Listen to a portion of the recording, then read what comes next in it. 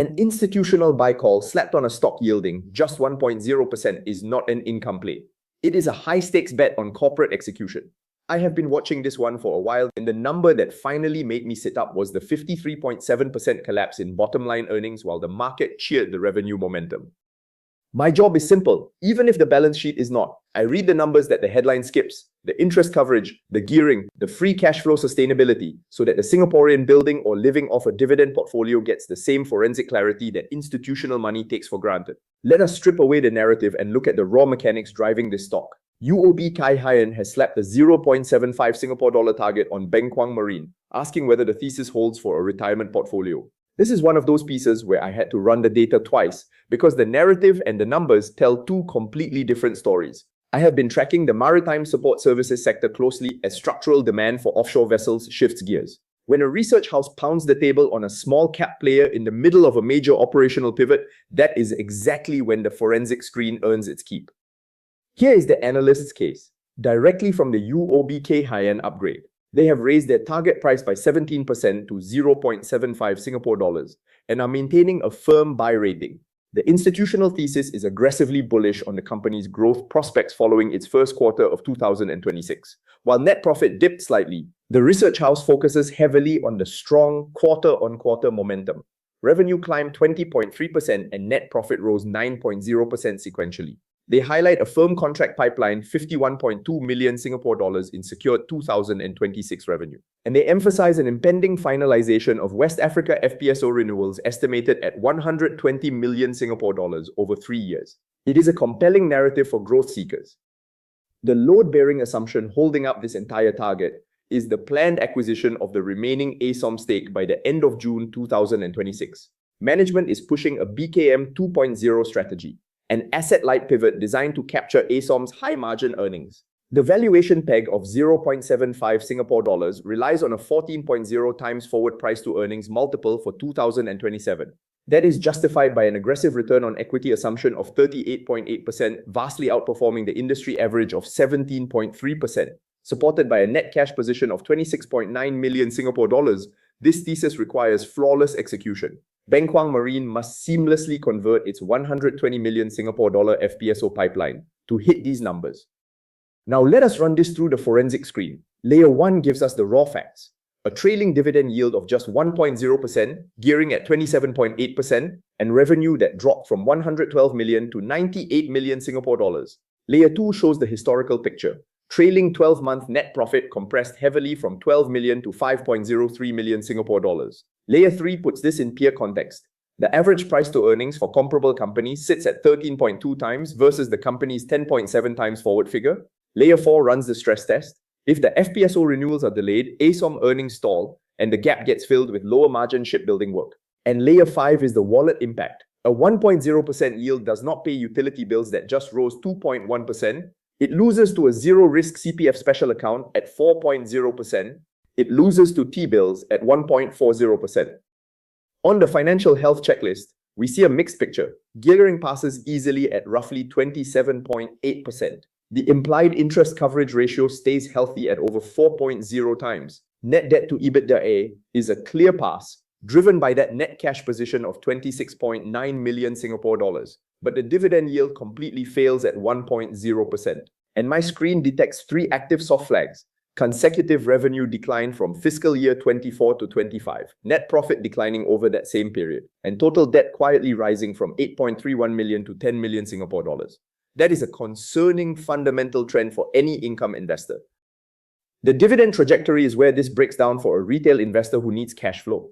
Trailing revenue sits at 98.15 million Singapore dollars. Net profit at 12.053 million. Dividend yield 1.0%. That misses our 3.2% forensic floor. It severely fails the 4.7% minimum yield hurdle we demand for retirement portfolios. And without sponsor top-ups, any free cash flow generated here is likely directed entirely toward the ASOM acquisition and Angola flotel deployment, leaving shareholder distributions out of the picture entirely.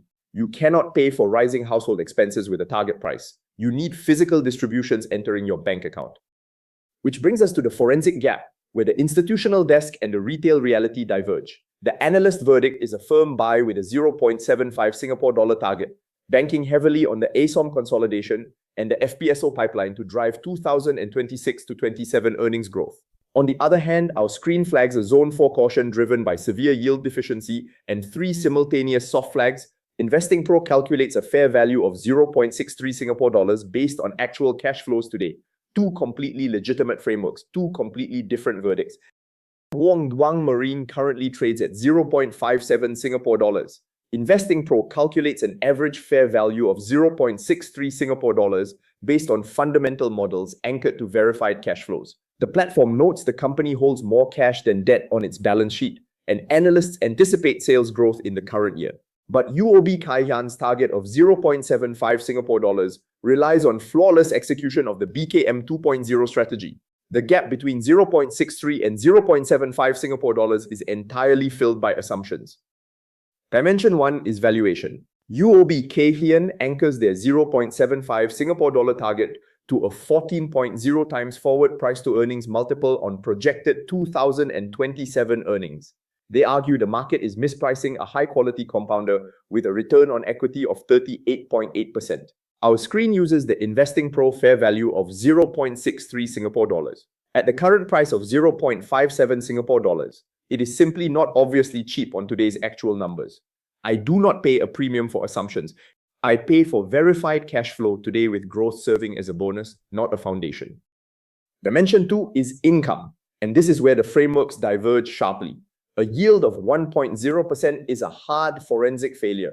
Our minimum yield hurdle is 4.7%, meaning this stock sits 370 basis points below what we require. Compare that to the CPF special account 4.0%, zero risk, a standard T-bill 1.40%, zero equity exposure.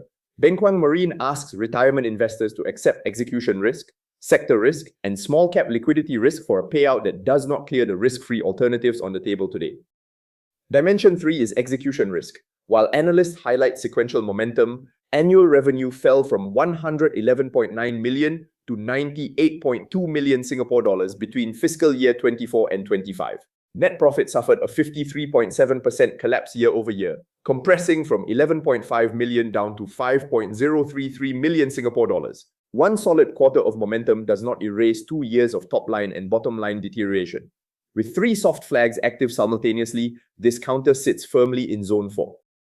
Dimension 4 is the ownership signal. The Bullish REIT, the executive chairman and CEO are increasing their personal holdings, genuine skin in the game. Sophisticated buyers like Amova Asset Management and Tokyo Marine Life Insurance are entering the register. But here is what gives the forensic screen pause. The founder simultaneously trimmed his stake. Divergent insider behavior signals that different stakeholders are running different playbooks on the same stock. That level of ambiguity warrants extreme caution when you are constructing a stable, retirement-grade portfolio. Dimension 5 is the most important question. Who is this verdict actually for? UOB Kai Hian's audience has a capital appreciation mandate. They can tolerate a 12 to 18-month execution window. They measure success in total return. Our audience is the Singaporean 5 to 10 years from retirement actively managing CPF and SRS, needing reliable quarterly distributions immediately. Where the institutional desk sees an exciting growth story, I see an execution bet with no income floor. This is simply not designed for the investor who cannot afford to be wrong. The red flags were always there, warning us long before the damage is done. In this market, the difference between a true income sanctuary and a yield trap is decided before the opening bell rings, not after. The forensic framework exists to help you read those flags in time. This is precisely what Iggy's elite investors get. They did not chase the headline yield because they had zero-day forensic reports and the full watch list exposing gearing ratios, debt overhangs, and occupancy gaps before the market opened. For just 9 Singapore dollars a month, less than a kopi and kaya toast at Raffles Place, you gain access to institutional-grade analysis flagging landmines disguised as opportunities. Stop being the exit liquidity. Start being the analyst protecting your own capital. Here is what to watch over the coming quarters. First, the FPSO headcount impact and the finalization of the SGX stake. Second, and most critically, the ASOM completion. Any delay past June 2026 will directly impact the projected high-margin revenue recovery expected in the second half. Third, the finalization of the West Africa FPSO renewals at 120 million Singapore dollars. The analyst expects this within months, and it is vital for replacing the lower-margin shipbuilding revenue. The asset-light transition is a brilliant strategy on paper, but it is notoriously volatile in practice. Corporate transition periods are exceptionally difficult for minority shareholders. Your CPF ordinary account guarantees you 2.50% risk-free. Choosing to risk your hard-earned capital on a 1.0% yielding equity requires absolute certainty in the eventual capital gains. Ask yourself, does the promised corporate turnaround actually compensate you for the immediate income deficit you will suffer while waiting for management to execute? Our final forensic stance: Zone 4 caution, 1 yield failure. The 1.0% payout misses the 4.7% hurdle and the 3.2% forensic floor entirely. 3 simultaneous soft flags: declining revenue and declining profit from fiscal year 24 to 25, plus rising debt. 3. While the balance sheet is sound at 26.9 million Singapore dollars in net cash, it is insufficient to offset the immediate income deficiency. This belongs on a capital appreciation watchlist, not a retirement income portfolio.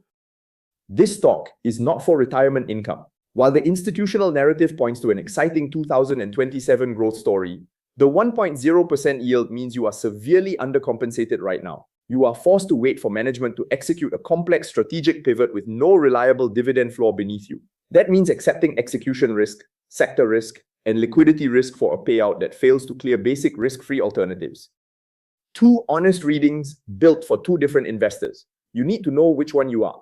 UOB Kay Hian issues a buy at 0.75 Singapore dollars, banking on ASOM catalyst for capital appreciation mandates. Our forensic screen issues Zone 4 caution, 1.0% yield failure, 3 active soft flags, current cash flows insufficient for retirement income. I am Iggy, forensic investor ranked 8th on Tiger Brokers among Singapore retail investors and your guide through the SGX market jungle.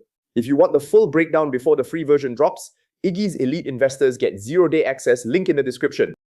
This content is produced for educational and informational purposes only. I am not a financial advisor. I am a retail investor who applies forensic analysis to my own portfolio and shares that process publicly. Nothing here constitutes a recommendation to buy, sell, or hold any security, and no specific target prices or personalized financial advice are offered.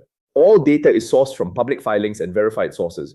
Where data is unverified, it is explicitly flagged. All investments carry risk, including the potential loss of principal, and past performance is not indicative of future results. If you are making investment decisions involving CPF, SRS, or personal capital, please conduct your own due diligence or consult a mass licensed financial advisor before committing funds.